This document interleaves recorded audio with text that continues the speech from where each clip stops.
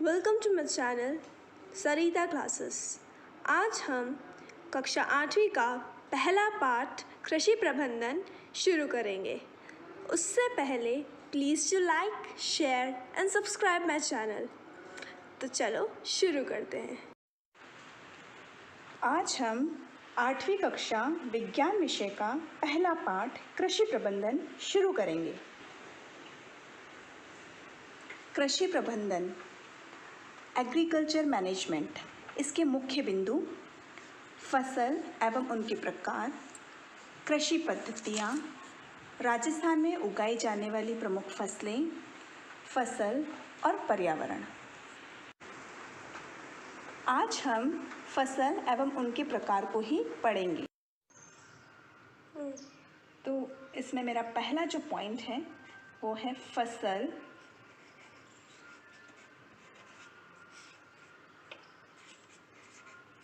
एवं उसके प्रकार। सभी जीवों को अपनी वृद्धि, विकास और जीवित रहने के लिए किसकी आवश्यकता होती है? भोजन की। तो पादप अपना भोजन स्वयं बना सकता है, लेकिन जंतु जो है वो अपना भोजन स्वयं नहीं बना सकता है। तो जंतु मुख्य रूप से भोजन के लिए किस पर निर्भर करता है? पादपों पे। तो 125 करोड़ की जनसंख्या के भोजन की सतत आवश्यकता को पूरा करने के लिए फसलों का नियमित उत्पादन, उचित प्रबंधन, सुरक्षा एवं सुनियोजित वितरण आवश्यक है। चूँकि भारत एक कृषि प्रधान देश है और यहाँ की जनसंख्या जो है वो 80% जनसंख्या गाँव में निवास करती है। भौगोलिक विभिन्नताओं के साथ साथ यहाँ का खान पान जो है उसमें भी विभिन्नता पाई जाती है। तो अब आपके पास एक गतिविधि है जो आपको पूरी करनी है। गतिविधि फर्स्ट, जिसमें आप आपके क्षेत्र की विभिन्न फसलों की जानकारी प्राप्त करेंगे और इस सारणी को भरेंगे। नंबर 1, इसके अंदर पादपों की सामान्य जानकारी है। 3 भाग हैं। पादप का नाम, सामान्यतः उगाए या लगाए जाने वाले स्थान, फसल प्राप्त करने की अवधि। यहाँ पे कुछ उदाहरण दे रखे हैं। पहला उदाहरण है आम। उगाए जाने वाले जो स्थान है वो खेत के किनारे पर, और फसल प्राप्त करने की अवधि, आम को कई वर्षों तक प्रति वर्ष निश्चित समय पर प्राप्त किया जा सकता है। दूसरी फसल है बेर। खेत के किनारों या फिर बीच बीच में निश्चित दूरी पर उगाया जाता है। ये इसका उगाए जाने वाला स्थान है और फसल को प्राप्त करने की अवधि जो है वो प्रति वर्ष फल देते हैं। ये गेहूँ जो है उसका उगाए जाने वाला स्थान जो है वो खेत का बड़ा भाग है और फसल प्राप्त करने की जो अवधि है वो कम अवधि में वर्ष में एक बार उत्पादन होता है। इसी तरह से कुछ और फसल के नाम यहाँ पर दे रखे हैं। जौ, चना, सरसों, मक्का, गोभी, भिंडी, गाजर।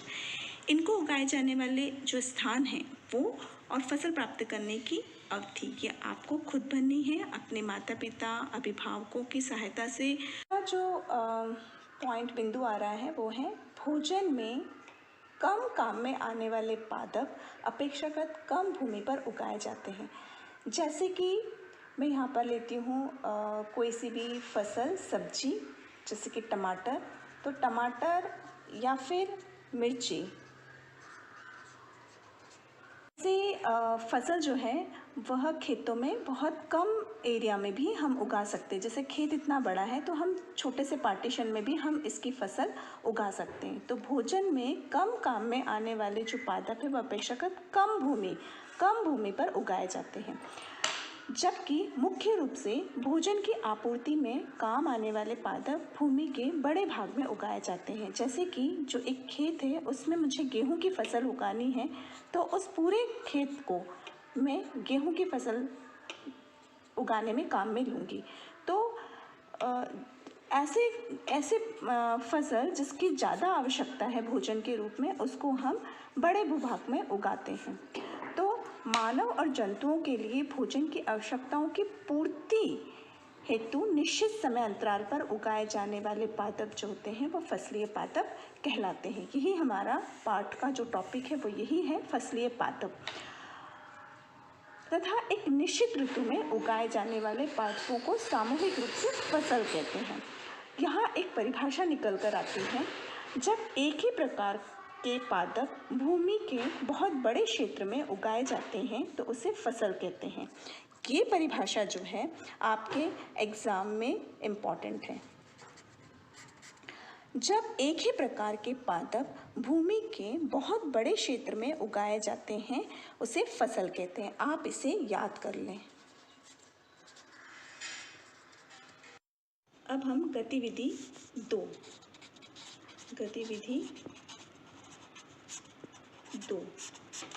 को पूरा करेंगे। इसके गतिविधि का नाम है फसली पौधों के नाम, मौसम एवं समयावधि। इसके अंदर 2 कॉलम दे रखे हैं। मौसम जिसमें फसल प्राप्त होती है, सर्दी या गर्मी या बारिश।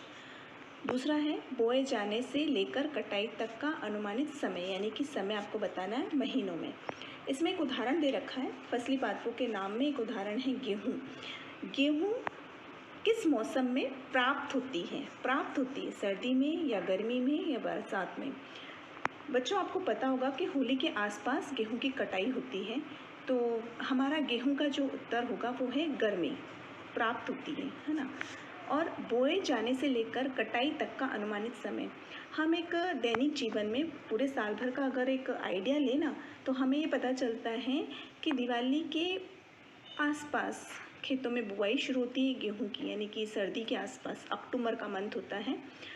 और इसको काटने का जो समय होता है वो होली के आसपास का होता है। तो करीब अक्टूबर से फरवरी के बीच में, यानी कि 5 महीने, 4 या 5 महीने के अंदर ये फसल जो है वो तैयार होती है। तो इसको कम से कम कितना समय लग रहा है? गेहूं को 5 महीने में तैयार होने का समय लग रहा है। इसी तरह से इसके अंदर जौ, मक्का, लौकी, ज्वार, बाजरा, मोठ, सरसों, तिल और तरबूज, ये कुछ फसलों के नाम हैं जिनको आपको अपने अभिभावक की सहायता से, अपने दादा दादी, भाई बहनों की सहायता से, आप फ्रेंड्स के साथ ग्रुप में डिस्कस करके आप ये जनरलाइज करें और ये पहचानें और बताएं कि इन फसलों को प्राप्त करने का समय कौन सा है, सर्दी, बरसात या गर्मी, और इनको कितने समय में कितना टाइम लगता है, ये आप खुद करेंगे। और इसी के साथ आपके लिए एक और टास्क, ये जो मोठ है, फसली पादप का नाम जो मोठ है, उसके बारे में आप मुझे कमेंट सेक्शन में ज़रूर लिखकर बताएं। ऋतुओं के आधार पर फसलों को मुख्य रूप से 3 वर्गों में वर्गीकृत किया जा सकता है। 3 वर्ग, ध्यान देने वाली बात है, 3 वर्गों में वर्गीकृत किया जा सकता है। पहला है रबी की फसल। रबी की फसल अक्टूबर से फरवरी के मध्य की फसल है। अक्टूबर से फरवरी।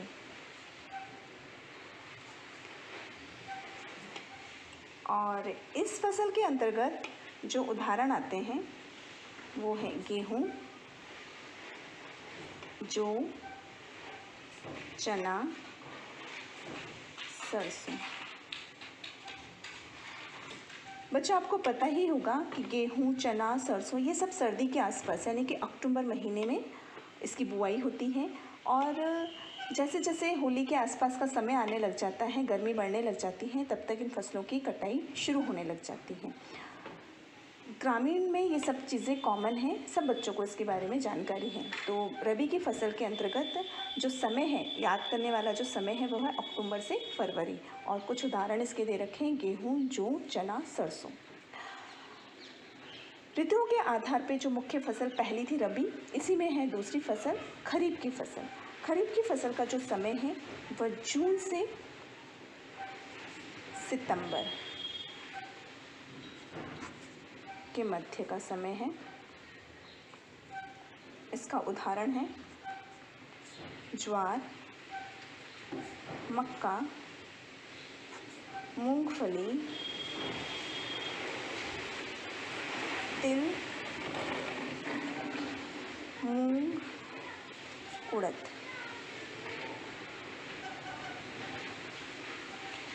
जैसा कि आपको पता ही होगा कि बारिश, स्कूल जब हमारे शुरू होते हैं ना, तो बारिश आनी शुरू होती है, उसी के आसपास जो है मक्का, मूंगफली, यहाँ तक कि सोयाबीन, इनको बोना शुरू कर दिया जाता है ना। तो ये वही टाइम है जून से सितंबर के मध्य जो उगाई जाने वाली फसल है वो खरीफ की फसल है। और उदाहरण इसके हैं, आपको याद करने हैं, ज़रूरी हैं, ज्वार, मक्का, मूंगफली, तिल, मूंग और उड़द। तीसरी फसल जो आती है वो है जायद की फसल। जायद की फसल मार्च से जून, एग्ज़ाम हमारे जून के मध्य,